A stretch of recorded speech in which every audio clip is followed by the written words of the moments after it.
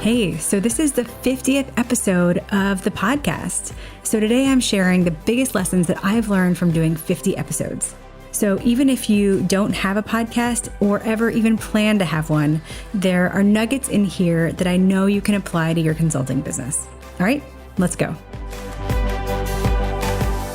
Welcome to the Smart Gets Paid podcast with me, Leah Niederthal. I help women land higher paying clients in their independent consulting businesses. But I've never been a salesperson.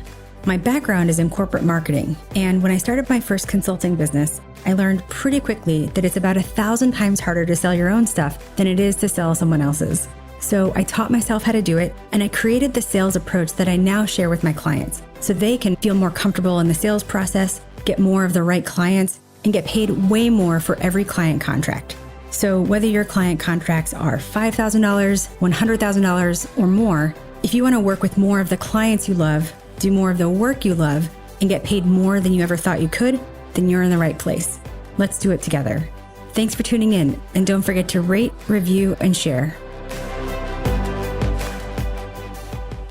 Hey, so thank you once again for joining me in this episode. I hope that wherever you are listening to this, you are having a good week, making good progress on your business, and of course, taking some time for yourself. So, you guys, this is my 50th episode. It blows my mind. I cannot even believe that I've done any episodes, much less 50 episodes. And so I wanted to just take this time and share with you some of the lessons that I've learned from doing 50 episodes of this podcast. And I'm also going to share how you can apply them to your consulting business. Because even if you don't have a podcast or ever even plan to have a podcast, the things that I've learned that I'm sharing here are also helpful for your consulting business. And this has been a real journey for me, both professionally and personally, even starting this episode. If you listen to some of the earlier episodes, you know that I announced that I was going to start a podcast in November 2019, but I didn't actually do it until March of 2021. And that's 16 months, you guys. And of course, in that time, a pandemic happened, right? But I can't blame it all on a pandemic. Because the truth is that there was a lot of just head trash going on in my head that told me that I wasn't ready, that I couldn't do it. I kind of just told myself that I didn't know what I was doing, that I would get on the mic and not have anything to say, or that I'd sound really dumb, which is my biggest fear. And honestly, I don't know what waiting 16 months was going to do to make me feel like I'd have something to say. But anyway, that's how head trash works, right? It doesn't make sense. This is something I talk about in episode 14, which was the bonus episode. I had to get some coaching. I had to get some help from someone I admire who could, get me over that roadblock. My former client and friend, Jessica Zweig, who's an incredible personal branding guru and consultant. And she helped me sort of quiet some of that head trash and, get me through that sticking point, which was a very long sticking point. But anyway, if you haven't checked out that episode, go find episode 14. I think it's called Leah Gets Coached, right? Where I turn the mic on myself and you hear me get coached through that specific roadblock. But it all sort of bubbles up to, I didn't feel ready. And that's kind of the first lesson that I want to share with you about being ready. And let's just pause. I'm going to take a hard left turn here because I read something several months ago that really kind of ties in here. But I know it's going to sound super random, but I'm going to bring it back, I promise. Which is, I read a book about potty training. And if you're a parent or if you are around parents of toddlers, and if there's one thing that a lot of people just also don't feel ready for and aren't sure if their kids are ready for, it's potty training. And there's a whole canon of literature about readiness for potty training or whatever, all the mommy blogs, all the books, what have you. But in the book that I read about it, the author makes a really good comparison about potty training that actually kind of applies here to the podcast and to your work too. She says there's a difference between being ready and being capable. So in potty training, according to this author, a lot of parents are waiting until their kids are ready to potty train. But How do you know if you're ready to do something that you've never done before? And especially if you're 2.5 or 3 years old and you don't even have a concept of like what this whole potty training thing is, right? You don't. There's no good way to know if you are ready. But in her opinion and in her approach, you don't wait until they're ready. You do it when they're capable. In her approach, if your kid is capable of arguing a point or negotiating or pushing back or, all of these things, they're capable of understanding and, learning how to use the potty. Okay. So enough potty training talk. Back to the podcast. In the run up to this, as I was thinking about it, I was dragging my feet and, so coincidentally prioritizing other things because I thought I wasn't ready. But I absolutely was capable. So now that I have some language around this, right, this distinction between capable and ready, it's given me a new way to look at, not just this podcast, but a lot of things in my business and actually in my life. So take this podcast, even the, week by week recording of it, right? I would love to be able to record every episode in a perfectly quiet space with my portable recording shield that my brother and sister-in-law got me, without anything else in the space going on, when I'm in a perfect frame of mind. I mean, sounds great, right? That's when I would actually feel my most ready to record. But that never happens, right? But now, even though I may not feel ready, I know that I'm capable. So I'll set up anywhere, right? I've recorded late at night with a towel draped over a chair. I've done it with literally a piece of wood as my table. I've recorded when there's a very noticeable ticking noise in the background from the radiator in our apartment, which is a pre-war building with these radiators. We live on a really busy street now with a lot of street noise, and I'm okay recording now when, there's street noise around. And I've recorded when I have a towel draped over a computer monitor to block the sound. Because again, I know that I might not feel ready, but I am capable. And also, other things in my life, right? Like working out. If I don't have an hour like I would want, right? Say I have 40 minutes or so. And, maybe I don't feel like I drank enough water or the perfect amount, so I can have my best workout, then I might not feel ready to work out, right? And in the past, I wouldn't have done it. That would have kept me from working out. But now, even though I don't feel ready, I know I am capable. So actually with this mindset, I've been able to work out more. So I want to share this framework with you too. Because if you're resisting something, right, you're resisting doing something, or you're procrastinating, or you're finding other more important things to do instead because you don't feel ready, then ask yourself, I may not be ready, but am I capable? And I think you'll find that you can move forward and do the thing that you've been resisting. So that's the first big thing I've learned from doing 50 episodes of the podcast. Capable versus ready. The second thing I've learned is I've learned really to show up as myself. And this has been really, really hard for me to learn. But over time, it's gotten easier. So I talked to a lot of my clients about the expertise humanity scale. And it's also come up in previous episodes.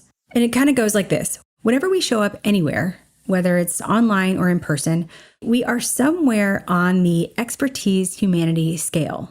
All right, you can sort of take your hands and make a little horizontal scale here. So on the one side, there's expertise, showing up as smart, as capable, as someone who knows what she's talking about. And on the other side, there's humanity, showing up in a more personal way. And for years, I have lived on the expertise side, right? And I know a lot of you have too. I mean, is it any wonder we go to school to be smart, we get good grades, and then we go to college where we're rewarded for being smart, and then we get into our careers where we're paid for our smarts, and then we start our businesses and we kind of just keep going on that track, right? So is it any wonder that after years of being basically trained to show up on that expertise side of the scale, no wonder we just sort of keep going, right? No wonder I kept going. But what I've come to understand as I've run my business is that showing up only on the expertise side is fine for demonstrating what we need to demonstrate, right? That we're smart and capable. but it actually keeps people from seeing who you really are. And that can have some impacts on your business.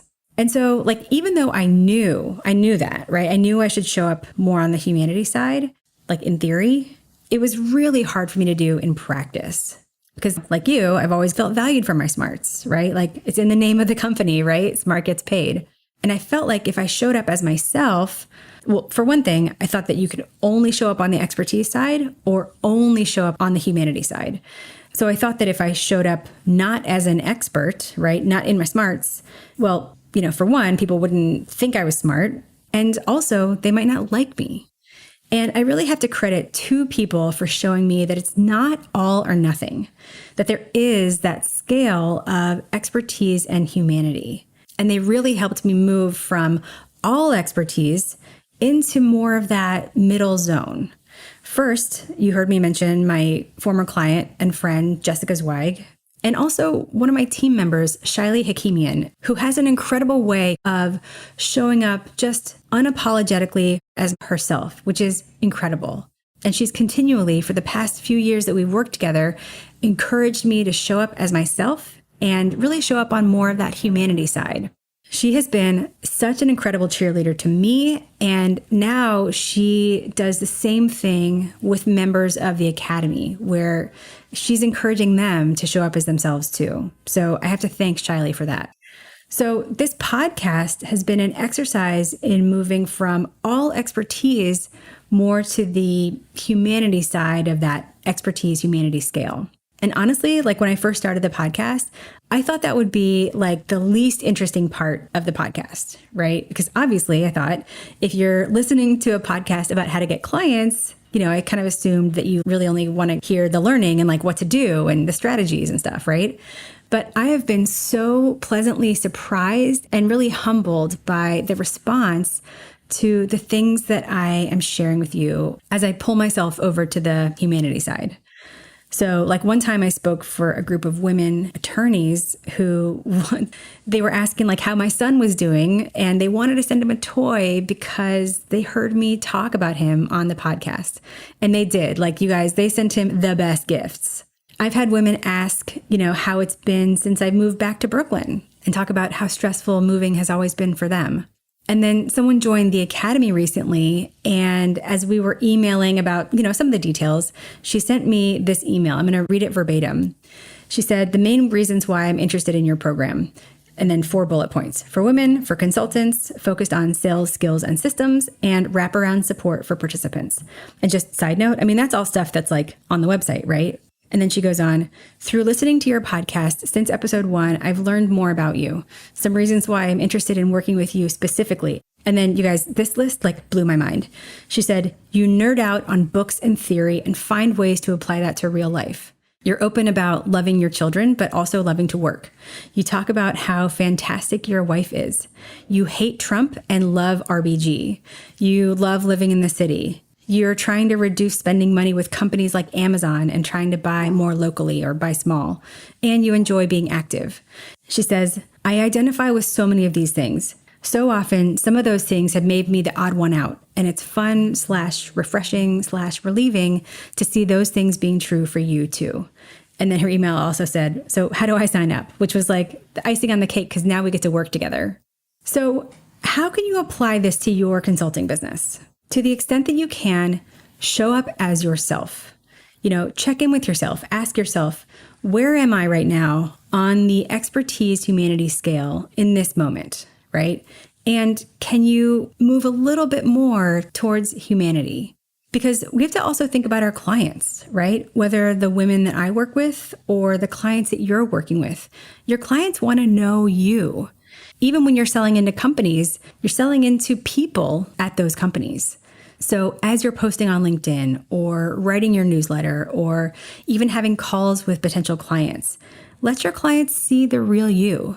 Clients want to work with people they like. So give them something to know about you and give them something to like about you. So that's number 2, show up as yourself. And the last big thing I've learned from 50 episodes of the podcast, which I've also tried to take into other parts of my business and which might help you, is you can do it your own way. So I talked about this a few episodes ago, but it's worth, revisiting here because I think most people, and this might be the case for you, most people feel like there's one right way to do things. And if you're not doing it that way, then you must be doing something wrong. So just take podcasts, right? The podcast gurus would tell you to do an episode every week and have on high profile guests so that your guests share your podcast with their audiences. And that's how you get like hundreds of thousands of podcast downloads, right? And that's how you get sponsorships and all of that. And for years, I kind of wrote off a podcast at all because I didn't want to do that. I didn't want to do it that way. So this podcast wasn't something I'd even considered. But then one day I had this thought. I was like, what if I did it a totally different way? Okay, so like going super behind the scenes here, the problem I needed to solve was that there are so many business coaches out there who say they help you get clients. Like even copywriters, like everybody and their mother is like tying their work to helping you get clients, right? But most of those, nearly all of those, are for B2C, not B2B. And when you look deeper, it's like the way they actually help you get the clients is through like writing better emails or better branding or a funnel or whatever, right? And for the women that I work with who are running consulting businesses, you're not going to get clients by great copywriting or by great branding. I mean, that will help bring clients to your doorstep, but you're not going to sell a $30,000 project or a $50,000 project or a $100,000 project into a business through sending a great email. And you're not going to get clients through an automated funnel because that's just not how your clients buy. And, the way I help you get clients is by helping you sell your services into clients and like lead an actual consultative sales process. And so to be totally honest, I was having a hard time really setting myself apart from all the other business coaches out there who say they help you sell, but who actually don't, right? And I needed a way not to just tell people, but to show people like, hey, this is what I mean by selling. This is how I help people get clients by like real, actual sales process selling. So one day I was thinking like, how do I do that? And a thought hit me like, what if I created a podcast to do it? But again, like not the podcast format that like everybody does, because I wanted it to show behind the scenes into the problems that women like you are facing, and not to just tell, but show how I solve them.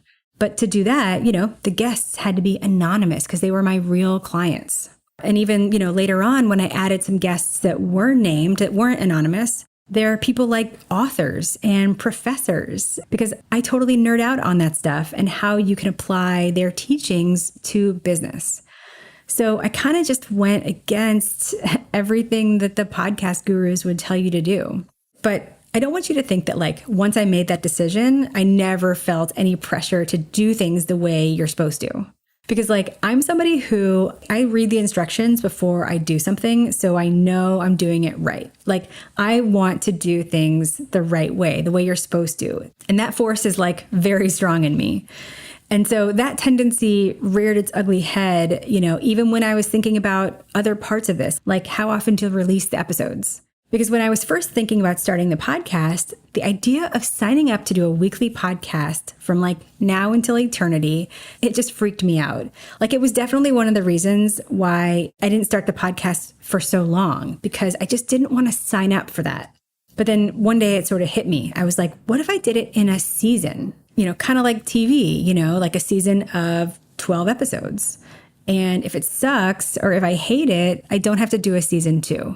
So if you've been listening from the beginning, you might remember that the first episodes were in a season, right? And I was talking about season 1. And then there was such a great response that I did season 2. And then along the way, I remember thinking, oh my God, this is what I was afraid of, right? Like, this is what I was afraid would happen. Am I going to have to do a every week podcast, even in seasons, right?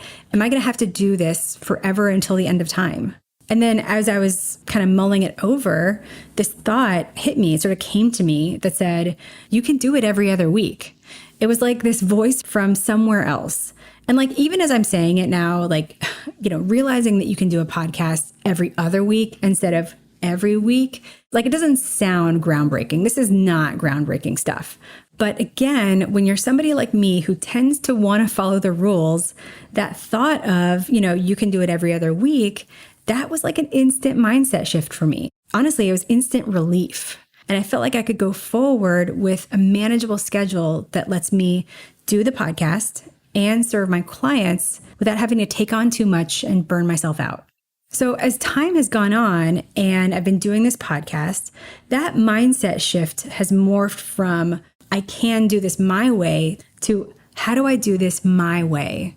And I have to credit Shiley on my team, again, who's always asking me, how can we Leahify this? Which is such a great reminder to me. And so instead of just being an option of how we could do things, it's become a pillar of how we do things. So for you, as you're listening to this, remember that you can do things your own way. Whatever mechanism you choose, whatever strategy you use, just because you see people out there doing things one way, remember that you're in charge of your business and you can do things your way. And not only that, how do you Leahify things for yourself, right? So how do you Angelify or Meganify or, of course, insert your own name, right?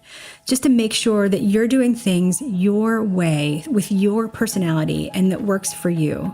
And I promise that once you give yourself permission to do that, things get a lot more fun. All right, so those are the 3 big things I've learned from doing 50 episodes. Oh my God, 50 episodes of this podcast. First, you may not feel ready, but you're definitely capable. Second, the expertise humanity scale. And third, not only can you do things your own way, but you must do them your own way. Thank you so much for listening to this podcast, whether this is your first episode or you've been listening the whole time. Thank you for sharing it with the women business owners in your life. Thank you for posting it on your social media and for sharing your favorite episodes and just for spreading the word.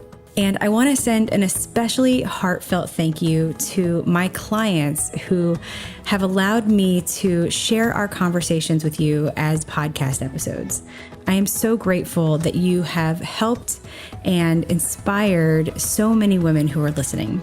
And thank you to my team who has supported me every step of the way, who has called me on my shit, helped me get out of my own way, and really cheered this podcast on. Thank you so much. And I'll see you in a couple weeks for another episode of the Smart Gets Paid podcast.